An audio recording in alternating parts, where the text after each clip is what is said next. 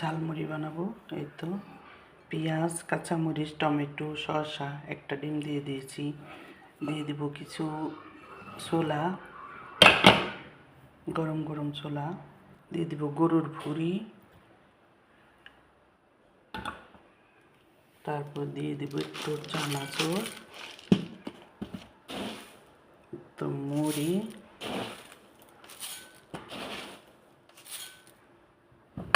পরিমাণ মতো লবণ,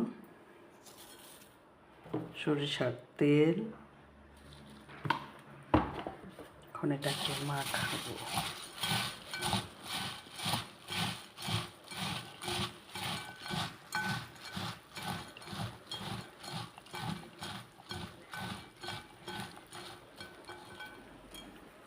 উফ, একটু চেখে দেখি,